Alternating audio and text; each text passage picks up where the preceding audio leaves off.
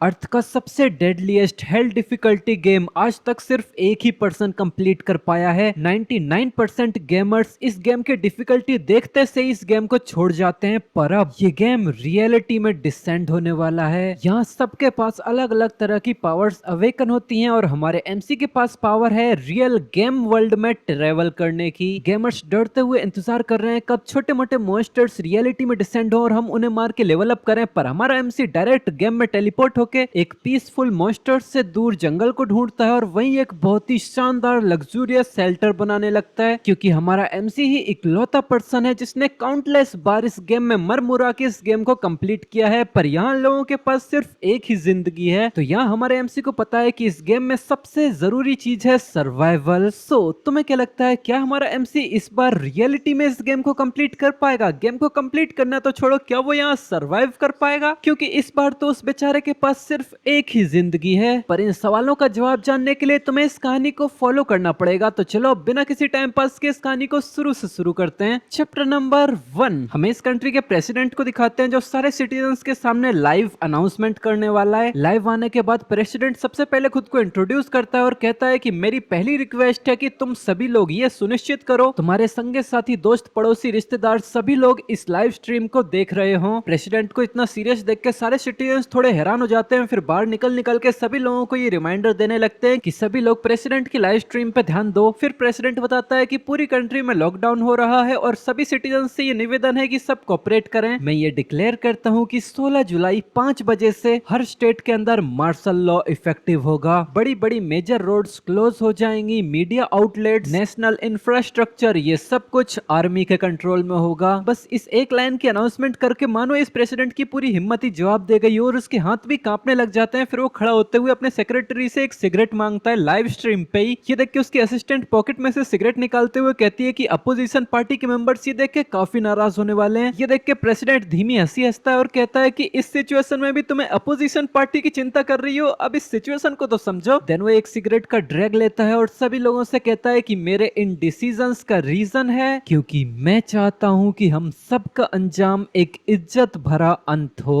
एक survival life नाम के गेम का सिनेरियो अब रियलिटी में हो रहा है और उस गेम की शुरुआत करने वाला एस्ट्रॉइड अब हमारी अर्थ की तरफ आगे बढ़ रहा है। यूएस मिलिट्री रिपोर्ट के अकॉर्डिंग हम उस एस्ट्रॉइड को इंटरप्ट करने में फेल हो गए। इसके रिजल्ट के चलते वो एस्ट्रॉइड ओकिनावा समुद्र के करीब क्रैश हो गया। हमें इंफॉर्मेशन मिली है कि इस एस्ट्रॉइड ने बहुत ही कैटास्ट्रोफिक डैमेज किया है। रिग्रेट वाली बात यह है कि जापान के लोग करंटली ज़ॉम्बीज में बदलते जा रहे हैं। इन ज़ॉम्बीज के स्पोर्ट्स उसी डैम एस्ट्रॉइड्स के अंदर से निकले हैं। ये स्पोर्ट्स आज दोपहर 1 बजे से हमारे देश में लैंडफॉल करेंगे। मेरे प्यारे सिटीजन्स, हम इस ज़ॉम्बी अपोकलिप्स को अवॉइड नहीं कर सकते। अब तक जो इंफॉर्मेशन हमने जमा की है उसके अकॉर्डिंग यहाँ थोड़े बहुत लोग और कुछ अवेकन्ड लोग ऐसे होंगे जिनकी बॉडीज में छोटी मोटी अमाउंट में ज़ॉम्बीफिकेशन से इम्यूनिटी होगी। वो इन ज़ॉम्बी स्पोर्ट्स की लैंडफॉल की वजह से ज़ॉम्बी में नहीं बदलेंगे। तो इसीलिए मैंने ऐसे लोगों के लिए कुछ तैयार किया है। सेफ्टी रीजंस की वजह से ये तैयारियां 1 साल के बाद ओपन होंगी,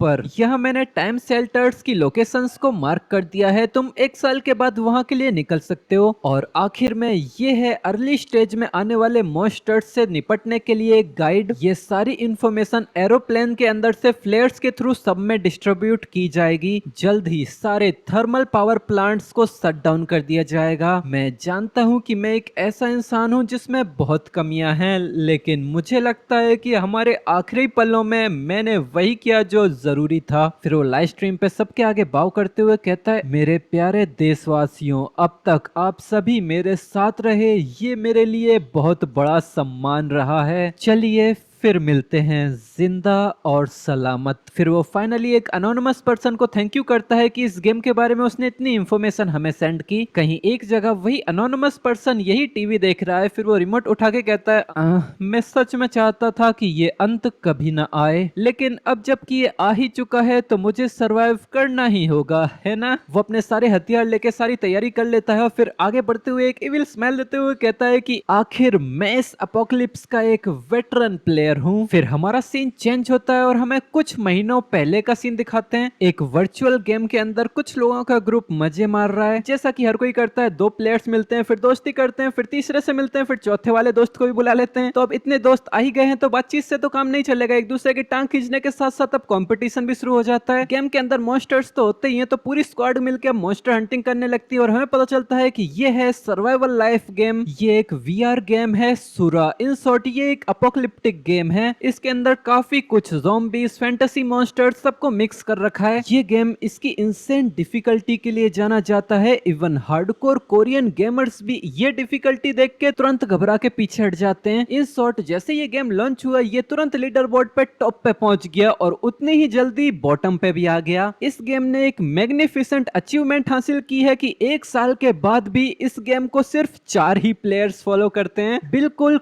कचरा गेम। और इसी के साथ इन चारों की स्क्वाड दोबारा से उस मॉन्स्टर के आगे हार जाती है। अब इन 4 में से 3 लोग काफी ज्यादा इस गेम से बोर हो चुके हैं और इससे छोड़ने की भी बातें कर रहे हैं, पर एक बेचारा प्लेयर ये बिल्कुल नहीं होने देना चाहता। पर तभी वो वर्ल्ड चैट में देखता है कि इस गेम को एक और प्लेयर ने ज्वाइन किया। ये देख के बाकी 3 भी एक्साइटेड हो जाते हैं और तुरंत ही इस बंदे के सामने जमा होने लगते हैं। इसे देख के पूरी स्क्वाड काफी ज्यादा खुश हो जाती है और अपने अपने तरीके के साथ इसे ग्रीट करती है। ये देख के न्यू प्लेयर कहता है कि तुम लोग तो कितने अच्छे हो, तुमने मुझे एक गाइड भी दे दी, मैं जैसे ही ये ट्यूटोरियल कंप्लीट कर लूंगा मैं तुम लोगों को ज्वाइन करूंगा। ये सुन के पूरी स्क्वाड खुश हो जाती है और 2 घंटों के बाद रियलिटी इन्हें बहुत बड़ा झटका देती है। वो न्यू प्लेयर इन लोगों से कहता है गाइस ये सच में ट्यूटोरियल है, ये तो कितना मुश्किल है। ये कह के वो गेम छोड़ जाता है। ये देख के इस गेम की वजह से अब सभी लोग काफी ज्यादा फ्रस्ट्रेट होने लगते हैं। फिर एक बंदा भी इन लोगों से कहता है गुड बाय, अब मैं यहाँ से निकलता हूँ। तो चौथा बंदा इससे पूछता है क्या तुम कल आओगे? तो ये बंदा कहता है शायद। इसकी वजह से चारों तरफ शांति फैल जाती है और 2 प्लेयर भी अपना डिसीजन बना लेते हैं और इसको गुड बाय करते हुए इस गेम से लॉग ऑफ कर जाते हैं हमेशा हमेशा के लिए। ये सीन देख के एमसी मनी मन सोचता है तो ऐसे ही हमारी जर्नी अब अंत के करीब आ चुकी है। मैं चाहता हूँ कि वो लोग मेरी लाइव स्ट्रीम को ज्वाइन करें, पर मैं ये गेम छोड़ना नहीं चाहता। भले ही अब ये तीनों काफी रेयरली ही गेम को लॉग इन करते हैं, फिर भी मैं अकेला ही इस गेम को खेलते रहता हूँ और अपने वीडियोस को रिकॉर्ड करते हुए अपलोड भी करता रहता हूँ ताकि मैं ये सब कुछ उनके साथ बाद में कभी इंजॉय कर सकूं। मैंने उनके इंतजार में कभी कभी दिन रात तक भी लाइव स्ट्रीम की। इसके बाद काफी तेजी से कई महीने गुजर गए। अब इस गेम के ट्यूटोरियल की डिफिकल्टी को काफी ज्यादा घटा दिया गया और अर्ली गेम एक्सपीरियंस को काफी इंप्रूव कर दिया गया। और तो और पहले से ही एग्जिस्ट कर रहे ज़ॉम्बीज, फैंटेसी मॉन्स्टर्स अब धीरे धीरे कर म्यूटेट होके अपीयर होने लगे। मैंने इस मैसिव अपडेट को काफी खुशी के साथ वेलकम किया, पर शायद मेरे दोस्तों का इस गेम पे इंटरेस्ट खत्म हो गया। अब तो वो इसमें लॉग इन भी नहीं कर सकते और तो सुरा अब बस एक सिंगल प्लेयर गेम बन के ही रह गया है। इसकी वजह से अब एमसी भी काफी ज्यादा फ्रस्ट्रेट होने लगता है। तभी इसके पास नोटिफिकेशन आती है, हेलो ये है survival life gaming operation team. हमारी अनाउंसमेंट से पहले हम उन सभी यूजर्स को धन्यवाद करते हैं जिन्होंने हमारी सर्वाइवल लाइफ गेम को इतना प्यार दिखाया। 1 हफ्ते के बाद सर्वाइवल लाइफ की सर्विस परमानेंटली टर्मिनेट कर दी जाएगी। इस बात के लिए हमें काफी रिग्रेट हो रही है, पर शायद हम किसी दिन दोबारा मिलेंगे। इसकी वजह से एमसी काफी ज्यादा फ्रस्ट्रेट होने लगता है और इन सब के ऊपर कंप्लेन करने लगता है। वो अपने पीछे एक मॉन्स्टर को देखते हुए कहता है कि मैं अपने दोस्तों के साथ इस मॉन्स्टर को टेक डाउन करना चाहता था। फिर उदासी के साथ उसने रिकॉर्डिंग बटन बंद किया और अपने वीआर को निकाल दिया। देन मैंने अपने मीटूब पे अपनी स्ट्रीमिंग अकाउंट को डिलीट किया जहां मैंने सुरा का 5500 घंटे का ब्रॉडकास्ट अपलोड कर रखा था, पर मैं उन खुशनुमा मेमोरीज से भरी हार्ड ड्राइव्स को फेंक नहीं पाया और एक ही जगह स्टोर करके रख लिया। तो अब किम्बाप लवर नहीं कम संग हो अब सच में रियल लाइफ मोड में एंटर कर चुका है। जी हाँ, यही है कम संग हो, जिसके काफी निकनेम है बर्नआउट सेफ, सर्टेन सेफ। अब ये पूरे 3 महीने से अपनी रियल लाइफ को अच्छे से गुजार रहा है। इन कुछ महीनों में इसका बिजनेस काफी अच्छा चला है। मेरे हाई स्कूल के सीनियर ईयर्स में मैंने अपने पेरेंट्स को खो दिया और उसके बाद ये घर मेरे ही नाम का हो गया है और इसी घर के फर्स्ट फ्लोर पे मैंने अपना ये बिजनेस चालू कर दिया। तभी पीछे से एक खूबसूरत सी लड़की अंदर आती है और मुस्कुराते हुए इसका नाम पुकारते हुए कहती है कि आज भी तुम्हारा बिजनेस काफी शानदार चल रहा है। एमसी बताता है कि इसका नाम है मी क्वांग। मैं अब तक इनसे इनका आखिरी नाम तो नहीं पूछ पाया, पर ये यहाँ की एक लोकल हेयर ड्रेसर हैं और हमारी रेगुलर कस्टमर। ये सुंदर सी लड़की कहती है कि आज का तुम्हारा खाना तो काफी स्वादिष्ट लग रहा है। ये सुन के एमसी मुस्कुराते हुए मनी मन सोचता है, हाँ ये काफी सुंदर है, इसमें तो कोई शक नहीं है। फिर वो लड़की एमसी को अपना फोन दिखाते हुए कहती है, हे क्या तुमने ये देखा है? तो एमसी हैरानी से देखते हुए पूछता है कि ये क्या है? तो लड़की बताती है है कि मैंने अभी बच्चों से पूछा कि ये अभी के टाइम पे कम्युनिटी में काफी ज्यादा ट्रेंडिंग पे चल रहा है। यहाँ पर लोग बात कर रहे हैं कि बस तुम जैसे ही स्टेटस विंडो बोलोगे तुम्हारे आगे एक स्टेटस पैनल खुल के आ जाएगा। ये देख के एमसी मुस्कुराते हुए कहता है ओह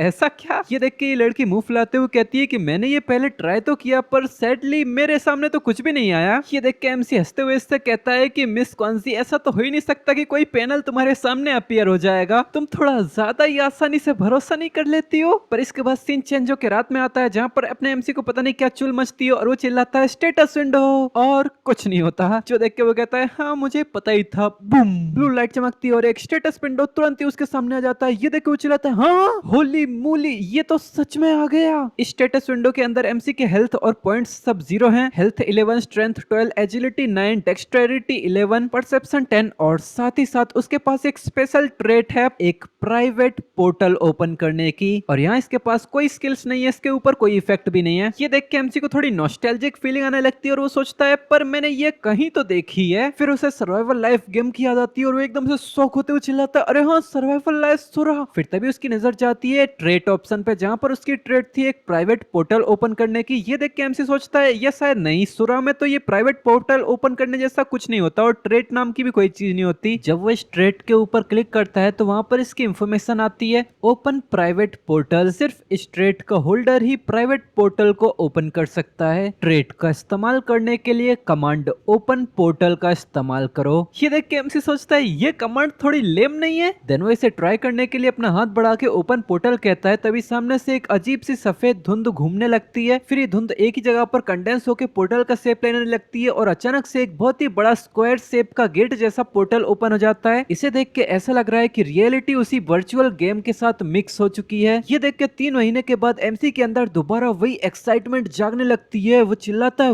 वाओ ऑसम। ये देखने से एग्जैक्टली सुरा गेम के लेब्रिंथ गेटवे जैसा ही लग रहा है। पर अचानक से वो एक्साइटमेंट खौफ में बदल जाती है। वो अपना सर पकड़ते हुए चिल्लाता है कि क्या ये सच में सर्वाइवल लाइफ सिस्टम ही है? नहीं ये तो रियल नहीं हो सकता। अगर ये थोड़ा बहुत भी रियल होता तो अब तक उस गेम की शुरुआत करने वाले एस्ट्रॉइड की कोई न्यूज तो आ चुकी होती। पर जब वो फोन में चेक करता है तो उसे एस्ट्रॉइड के ऊपर एक आर्टिकल दिख जाता है। ये देख के उसकी फिटके 64 हो जाती है। उसे घुसबम्स आने लगते हैं और वो अपना सर पकड़ते हुए पागलों की तरह चिल्लाने लगता है नहीं नहीं नहीं ये ऐसा नहीं हो सकता। यहाँ पर तो उस एस्ट्रॉइड का नाम भी बिल्कुल एग्जैक्टली सेम है। नहीं ये तो कोइंसिडेंस भी हो सकता है। नहीं नहीं इतनी जल्दी सब कंफर्म नहीं करते। पर अगर ये रियल हुआ तो फिर उसकी नजर सामने खड़े इस पोर्टल की तरफ जाती है और वो कहता है कि अगर ये सच में रियल हुआ तो क्या इस पोर्टल के अंदर कोई सबूत हो सकता है? हाँ अंदर कोई सबूत हो सकता है। वो आगे बढ़ के इस पोर्टल को क्रॉस करने ही वाला था तभी एकदम से वो खुद को रोक लेता है और कहता है कि क्या बिना किसी प्लानिंग के अंदर जाना कुछ ज्यादा ही डेंजरस नहीं होगा? फिर वो किचन में जाके एक चमचा लेके आता है और इस पोर्टल के नीचे से जाके कुछ तो खरोंचने की कोशिश करता है। फिर जब वो उस चमचे को वापस निकालता है तो उस चमचे के अंदर थोड़ी सी मिट्टी थी। ये देख के वो थोड़ा सोचता है और वो पता लगा लेता है कि एटलीस्ट इस पोर्टल के दूसरी तरफ कोई लेब्रिंथ तो नहीं है। तो क्या ये पोर्टल बस किसी तरह का रैप है? ये मुझे अर्थ की किसी दूसरी जगह पर टेलीपोर्ट तो नहीं कर रहा है? देन हमें थोड़ी देर के बाद का सीन दिखाते हैं। उसने अपने बैग में सब कुछ पैक पुक कर लिया है। फिर कहता है ठीक है तो अब मैंने थोड़े मिनिमल सेफ्टी चेक्स और प्रिपरेशंस तो कर लिए हैं। देन वो बैकपैक पहन के इस पोर्टल के बाहर जाने लगता है और जैसे ही वो इस पोर्टल के बाहर निकलता है वाओ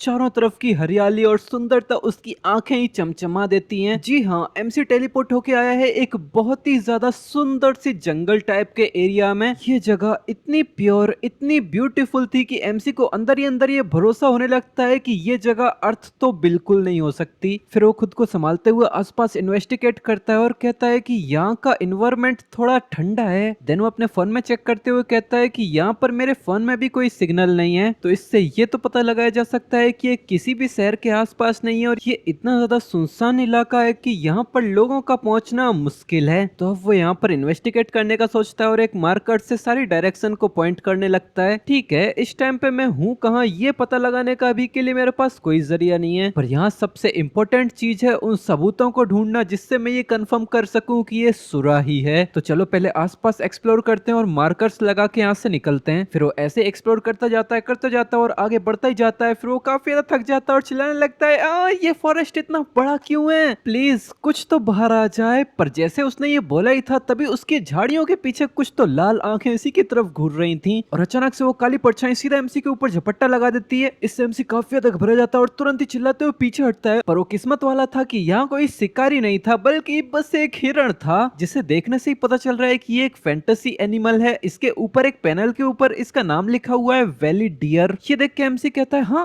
वैली डियर ये नाम और ये सिस्टम विंडो इसके ऊपर जो पॉपअप हो रही है, तो क्या इसका मतलब कि ये जगह अर्थ नहीं है? ये वैली डियर बस थोड़ी देर के लिए एमसी की तरफ घूरता है फिर तुरंत ही उसके बगल से ही निकल जाता है। ये देख के एमसी नीचे पड़े पड़े बस एक चैन की सांस लेता है, फिर इसकी डायरेक्शन में देखते हुए कहता है कि ये मेरी तरफ इतनी इंटेंसली घूर रहा था कि एक पल को तो मैं डर ही गया, पर इसे देख के लगता है कि ये कोई अग्रेसिव एनिमल तो नहीं है। हाँ जो भी हो, अभी तक मुझे ऐसा कोई सबूत नहीं मिला है जिससे ये साबित हो सके कि ये सुरा ही है। अगर यहाँ कोई स्टोन मंकीस या हम्प्ड बोर होते तो ये अलग ही कहानी होती, पर ये वैली डियर तो मैंने सुरा में कभी नहीं देखा। पर यहाँ इसे अंदर ही अंदर काफी ज्यादा शक हो रहा है क्योंकि ये आसपास का जंगल सर्वाइवल लाइफ से काफी ज्यादा सिमिलर लग रहा है। पर मैं फोर्सफुली ये सब कुछ इग्नोर ही करना चाहता हूँ क्योंकि मैं ये मानना ही नहीं चाहता कि ह्यूमैनिटी के ऊपर इतनी बड़ी तबाही आने वाली है। पर यह छोटी सी उम्मीद ज्यादा समय तक नहीं टिकती क्योंकि मेरी नजर जाती है एक जानी पहचानी चीज पे। एक पेड़ के नीचे एक चमचमाता हुआ सेब लटक रहा था, उसमें नोटिफिकेशन में लिखा था सन एप्पल। ये देख के एमसी से पहचान जाता और कहता है ये तो। वो उसे फटाफट से जाके तोड़ के लाता है, देन आराम से उसको खाने लगता है। अगली पल उसके पास नोटिफिकेशन आती है कि सन एप्पल के इफेक्ट की वजह से तुम्हारा स्टेमिना हल्का रिकवर हो चुका है। ये फैक्ट देख के एमसी बताता है कि उस गेम की शॉप के अंदर जो सन एप्पल का जूस बिकता है ये तो उसी के जैसा सेम इफेक्ट दे रहा है। फिर वो उसी पेड़ के नीचे आके बैठ जाता है और बताता है कि इससे तो ये काफी कंफर्म हो चुका है। तभी उसकी नजर पीछे जाती है जहाँ पर किसी ने हग रखा था। ये देख के एमसी कहता है कि ये गॉब्लिन की ड्रॉपिंग्स हैं। इसे देख के एमसी को पूरी तरीके से कंफर्म हो जाता है और वो अपना सर पकड़ते हुए चिल्लाता है कम सम हो, अब चल बस इसे एक्सेप्ट कर भी ले। फिर वो किसी सनकियों की तरह सामने देखते हुए कहता है तो अब अंत करीब है। तो अब ये सब कंफर्म करने के बाद एमसी तुरंत पोर्टल से बाहर आके खुद को तैयार करने लगता है। सबसे पहले तो उसने वही अर्ली गेम फुटेजेस को बाहर निकाला जो उसने पहले ही स्टोर करके अलग रख दी थी। वो न्यूज़ेस में इस एस्ट्रॉइड के बारे में कुछ आर्टिकल्स देखता है और थोड़ी बहुत कैलकुलेशन करने के बाद वो पता लगा लेता है कि अब भी अपोकलिप्स को आने में 32 डेज बाकी हैं। जब वो दोबारा से सर्वाइवल लाइफ को अपनी फुटेजेस में चेक करता है तो उसे पता चलता है कि ये काफी ज्यादा अनफ्रेंडली और अनोइंग मैकेनिज्म से भरी पड़ी है और इसमें सबसे बड़ी बुलशिट है आयरन डेथ डिसीज। ये एक ऐसा फेनोमेना है जिसमें लिटरली हर तरह का मेटल खत्म हो जाता है। ज़ॉम्बी स्पोर्स के फैलने के बाद बिल्कुल 5 घंटे में ये डिसीज चारों तरफ फैल जाएगी। इसकी वजह से इंस्टेंटली पूरी ह्यूमन सिविलाइजेशन दोबारा स्टोन एज में आ जाएगी। ऑफ कोर्स अलग अलग रीजंस में ये आयरन डेथ डिसीज कम भी होती जाती है, पर यहाँ प्रॉब्लम ये है कि इसे ठीक होने में 6 महीने से 1 साल तक लग सकता है। हाँ पर ये कैटास्ट्रोफिक डेथ डिसीज मेरे लिए अब कोई मतलब नहीं रखती। मुझे जो ट्रेट मिली है प्राइवेट पोर्टल, ये मैं बस गेस ही कर रहा हूँ, पर ये आयरन डेथ डिसीज मेरे इस पोर्टल से अंदर तो नहीं जानी चाहिए। फिर शुरुआत में थोड़ा एनालिसिस करने के बाद जो पैसा मैंने बचा के रखा था मैंने उससे निकाला और सारे सर्वाइवल सप्लाइसेस को खरीदना शुरू कर दिया, जिसमें वेपन्स, खाने की सामग्री, टूल्स, मेडिसिन और साथ ही साथ कुछ ऐसे इक्विपमेंट्स जो सेल्फ सफिशिएंसी के लिए जरूरी हैं। फिर अब रात हो चुकी है और एमसी लेटे लेटे एक जगह पर चेक करता है जहाँ पर लिखा था अवेकंड कम्युनिटी। इसके अंदर मैसेजेस आते जा रहे हैं अनोन 1, यहाँ कोई अवेकंड पर्सन है तो हाथ उठाओ। Unknown 2, what the heck. Unknown 1, आगे क्या करना है मैं तो बस यही सोचते हुए कम्युनिटी का मूड चेक कर रहा था। अनोन 3, ऐसे सेम टू सेम पोस्ट कितनी बार आएंगे, अगर ये सच है तो कोई सबूत दिखाओ। अनोन 5, ये बकवास बंद करो, फालतू नॉनसेंस मत फैलाओ। अनोन 2, अगर भरोसा नहीं होता तो मत करो, बस पब्लिक न्यूज के आने का इंतजार कर लो। अनोन 6, आज मैंने अपनी ट्रेड का इस्तेमाल करके 7 मिलियन वन चुरा लिए, ये तो सच में बहुत औसम है। ये देख के एमसी का सर चकराने लगता है और वो मनी में सोचता है हे भगवान ये लोग तो कितने केयरफ्री हैं। फिर अब जैसे ही सुबह होती है मैं अलग अलग सप्लाईज को खरीदने दोबारा निकल जाता हूँ। वापस आते टाइम पे मैंने एक प्राइवेट सेल से 60 पाउंड का हंटिंग बो खरीद लिया। तभी अचानक से मेरे दिमाग में एक ख्याल आता है, क्या मैं कुछ ज्यादा ही ओवर थिंक तो नहीं कर रहा हूँ? अगर अपोकलिप्स नहीं आता तो चलो छोड़ो, मुझे बस 2 और 3 सालों तक और स्ट्रगल करना पड़ेगा। जब मैं सुबह का काम निपटा के घर वापस आया तब एक सेकंड भी बर्बाद ना हो इसीलिए मैंने अपनी दुकान के ऊपर एक साइन लगा दिया, टेम्परेरीली क्लोज। ये दुकान कुछ महीनों के लिए बंद रहेगी। पर ये देख के वो भी बस इसे घूरता ही रह जाता है। फिर कहता है, हाँ आखिर ये चल क्या रहा है, बस रातों रात। तभी पीछे से एक आवाज आती है, इसका नाम पुकारा जाता है। ये है मीक्विंग, जो चिंता में इससे पूछती है कि क्या तुम अपनी दुकान बंद कर रहे हो। ये सुन के एमसी थोड़ा हिचकिचाते हुए कहता है, अरे नहीं नहीं, मेरी शॉप तो कितनी ज्यादा पुरानी हो गई है, तो मैं इसे बस थोड़ा सा रेनोवेट ही करने की सोच रहा हूँ। ये सुन के वो लड़की एमसी के करीब आती है और उससे कहती है, हाँ तो तुमने जरूर बहुत पैसा कमा लिया है। ये सुन के तो एक बार को इस बंदे की बोलती बंद हो जाती है। फिर वो इससे कहता है, अरे नहीं नहीं ऐसा कुछ नहीं है, बस मेरी दुकान थोड़ी सी ज्यादा ही पुरानी हो गई थी। हाँ चलो अब मुझे थोड़ा सा काम है, तो चलो एक्सक्यूज मी। तभी लड़की एकदम से एमसी की बात काटते हुए कहती है, हाँ वैसे अजूसी क्या एनी चांस,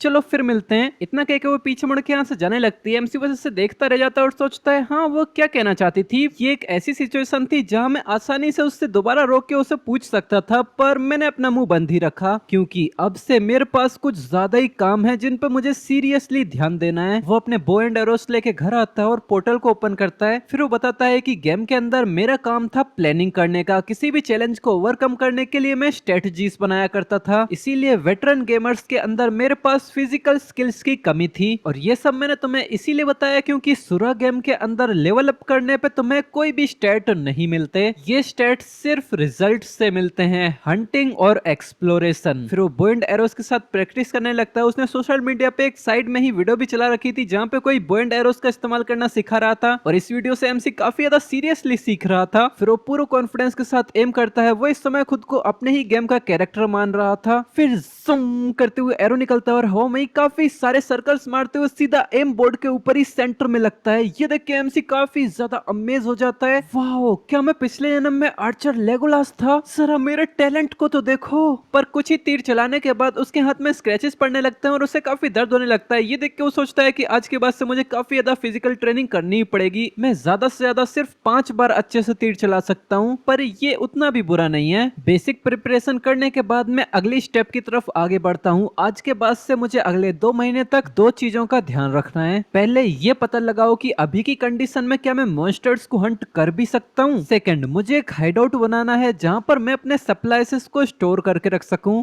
ऑफ कोर्स जब तक मेरे वेपन्स और सप्लाइसेस नहीं आ जाते मैं कोई बेवकूफों वाली हरकत नहीं करूंगा, जैसे किसी नेस्ट के ऊपर ही जाके रेड मार देना। फिर उसे आसपास एक्सप्लोर करते टाइम पे एक पेड़ पे और भी ज्यादा सन एप्पल्स मिल जाते हैं, जो देख के वो काफी खुशी से चिल्लाता है, डैम मेरा लक तो काफी इंसेन है। अर्ली सिचुएशन के लिए तैयारी करना और फ्यूचर के लिए हमेशा प्लानिंग रखना, यही एक रीजन है जिसकी वजह से मैं अंत तक सुरा में वेटरन रहा था। फिर वो आसपास घूमते हुए उसी गॉब्लिन की ड्रॉपिंग्स को ढूंढ लेता है। वो इसीलिए इसको ढूंढ रहा था क्योंकि गॉब्लिन्स अक्सर झुंड में ही रहते हैं। किसी अकेले गॉब्लिन की ड्रॉपिंग्स का मिलना एबनॉर्मल है। वो जब इन ड्रॉपिंग्स को चेक करता है तो उसे इसके अंदर सीड्स ही मिलते हैं। इसका मतलब कि वो ठीक से खाना पीना नहीं खा रहा है। जैसा कि मैंने सोचा था, ये एक ग्रुप से निकाला हुआ आउटकास्ट है। मुझे कुछ भी करके इस बंदे को ढूंढना ही होगा। ऐसे रियल फाइट में खुद को टेस्ट करने का मौका अक्सर नहीं मिलता। उसे गॉब्लिन को ढूंढते ढूंढते अब रात हो चुकी है। मुझे भेड़ियों के हाउल करने की आवाज आती है। इसका मतलब मैं किसी वैली के करीब आ रहा हूँ। तभी उसकी नजर सामने जाती है और वो तुरंत पीछे हटते हुए पेड़ के पीछे छुप जाता है। सामने ये गॉब्लिन था। ये सेम टू सेम बिल्कुल वैसा ही लग रहा है जैसा सुरा में होता है। मॉन्स्टर नंबर 1 गॉब्लिन, ये एक लो ग्रेड स्पीसीज है। इनके मेन वेपन स्पीयर और पॉइजन डार्ट्स हैं। इन लोगों को पॉइजन डार्ट्स के थ्रू अपने विक्टिम्स को टॉर्चर करने में मजा आता है। यही एक रीजन है जिसकी वजह से मैंने अपने पहले वेपन के तौर पे एक बो एंड एरो को चूज किया। ये बूढ़ा गॉब्लिन यहाँ अकेला इसीलिए है क्योंकि इसे ग्रुप से बाहर निकाल दिया गया है। ना तो इसके पास यहाँ कोई स्पेयर है, ना ही पॉइजन डार्ट दिख रहे हैं। अगर मैं ज्यादा नर्वस ना हूँ तो मैं इसे हंट कर सकता हूँ। वो पूरे फोकस के साथ सीधा तीर चला देता है, पर बीच में ही वो गॉब्लिन नोटिस कर लेता है और अपने सर के बगल में सीधा अपना हाथ लगा देता है, जिसकी वजह से वो एरो इसके हाथ में घुस जाता है। इसके बाद वो तुरंत दूसरा एरो चढ़ा के इस पे तीर चलाने वाला होता है, तभी एक पत्थर आके सीधा इसके बो एंड एरो को नॉक ऑफ कर देता है। यहाँ वो बूढ़ा गॉब्लिन काफी ज्यादा समझदार लग रहा है, तो अब एमसी के पास कोई चॉइस नहीं होती और वो अपना चाकू निकाल लेता है। दोनों के दोनों अपने अपने छोटे मोटे चाकुओं से हमले करने लगते हैं। उससे एक ओपनिंग दिखाई देती है जिसमें वो तुरंत ही अपना चाकू घुसा देता है, पर वो गॉब्लिन आसानी से डॉज करके सीधा उसकी थाई में ही अपना चाकू घुसा देता है। दर्द के मारे उसकी भी चीख निकल जाती है, पर वो अपने दांत पीसते हुए सीधा इस गॉब्लिन को अपने हाथ से ही लेके दूर धकेल देता है, जिसकी वजह से उसका चाकू छूट जाता है। फिर वो इसे नीचे गिराते हुए सीधा इसके ऊपर चढ़ जाता है और अपने चाकू से ही हमले करने लगता है। एक ही बार में सीधे उसने इसके दिल के ऊपर छेद कर दिया था। थोड़ी देर तक कराने के बाद ये गॉब्लिन मारा जाता है। अगले पल नोटिफिकेशन आती है कि तुम्हें 2 पॉइंट्स मिलते हैं। ये देख के एमसी एक चैन की सांस भरता है और कहता है मैंने कर दिखाया, मैंने कर दिखाया।